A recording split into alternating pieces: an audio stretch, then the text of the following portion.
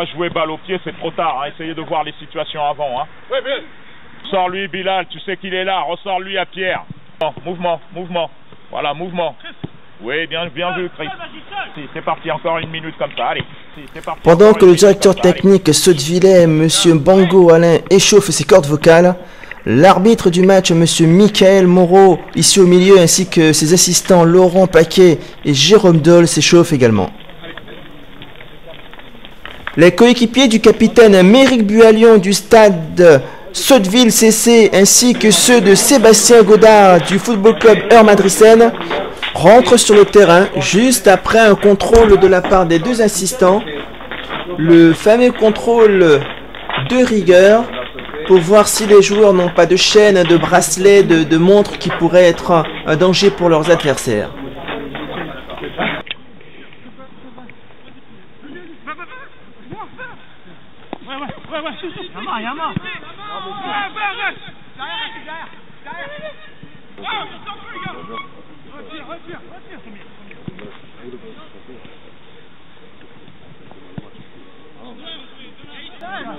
Poussé par une voix qui porte, celle de l'entraîneur Alain Bongo, les Sottevillais débutent la rencontre par une bonne maîtrise en ayant la meilleure possession territoriale.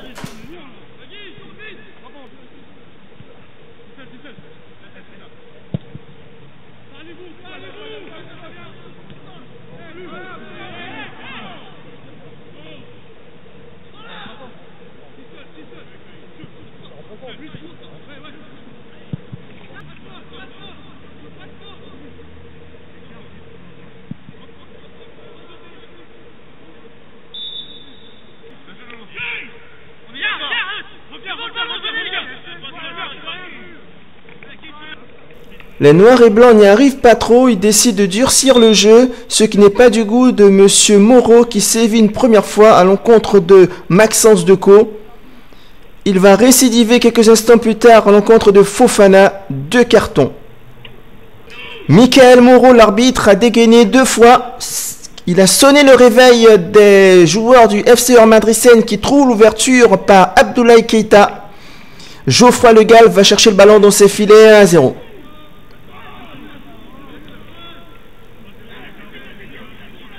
Sur l'engagement, les joueurs d'Alain Bongo trouvent une touche, puis obtiennent une faute commise par Jean-David Desseus, un coup franc très dangereux. Le gardien Laurent Mendy place son mur, mais regardez la suite.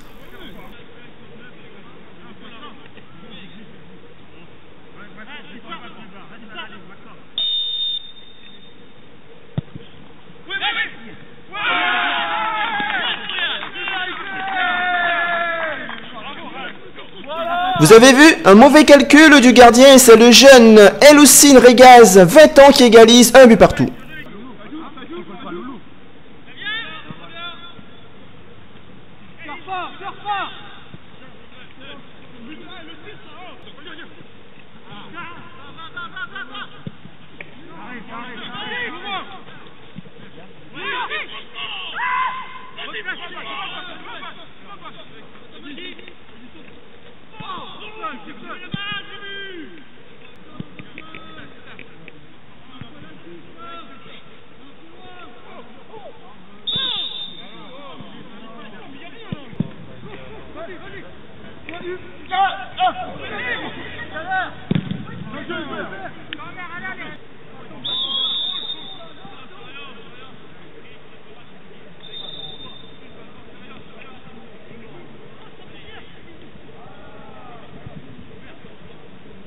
Les hommes de l'entraîneur Houssin obtiennent un beau coup franc. Vont-ils avoir la même réussite que leur adversaire? Eh bien non.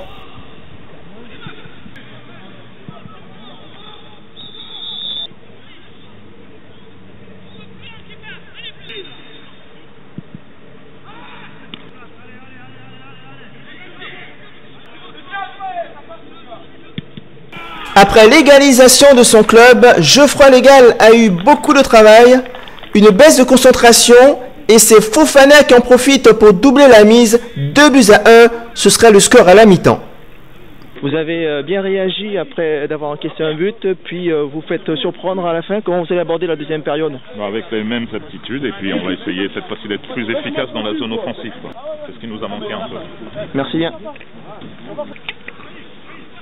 Bien vu, monsieur Alain Bongo, votre volonté se concrétise. Sans doute celle de vos joueurs également. Une très belle réalisation pour une égalisation, 2 buts partout. Le FCEMS pousse, mais Geoffroy Le Gall s'envole.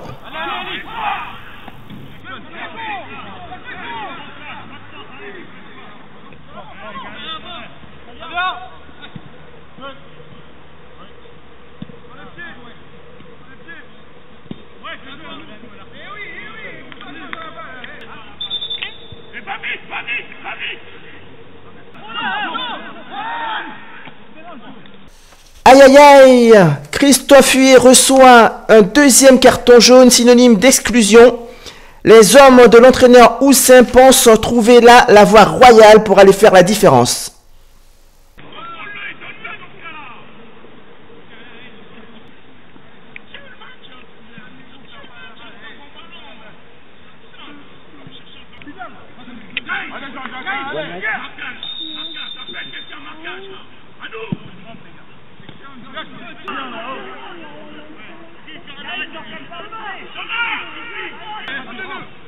Pas de faute, pas de faute, pas de faute. Pas de faute, on reste debout. Pas de faute. Très bien. Propre. Allez, joue. Te jette pas.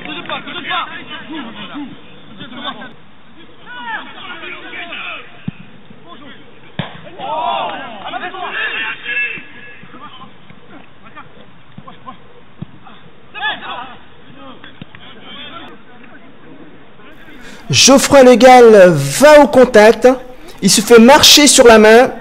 Ses coéquipiers, lui, ont décidé que plus rien ne devait rentrer. Score final, 2 buts partout. Vous avez ouvert le score 2 fois, vous vous êtes fait remonter 2 fois. Qu'est-ce qui s'est passé? On a peut-être manqué un peu de concentration sur le plan défensif, sur le plan purement de l'organisation. L'attaque du ballon, je pense qu'on était légèrement en retard. On leur a laissé un petit peu trop d'espace. Leurs intentions de jeu sont bonnes. Et je pense que surtout sur le deuxième but, c'est ce qui nous a mis en défaut. On était un peu trop loin de partir. D'accord. Quand vous vous êtes retrouvé en supériorité numérique, normalement ça devrait être favorable pour vous. N'étiez-vous pas un peu trop individualiste parce que vous avez de très bons techniciens? Ouais, je pense qu'on s'est plus précipité qu'autre chose. Je pense que défendre contre une équipe à 10 qui revient déjà au score après qu'il se retrouve à 10, mentalement c'est très difficile à gérer quand vous êtes en supériorité numérique. Après, je pense peut-être que le fait que l'équipe se retrouve à 10, nous on s'est senti un peu trop à l'aise, c'était trop favorable. Trop à l'aise, et je pense que dans l'attaque du but, on a manqué de concentration. D'accord. Merci bien. Votre prochain match, ça sera à l'extérieur contre qui? On reçoit la semaine prochaine, on reçoit Mont-Saint-Aignan. Vous recevez Mont-Saint-Aignan? Oui. Peut-être qu'on n'a pas su effectivement le petit moment de laisser aller juste après le but, où justement faut bien rester concentré.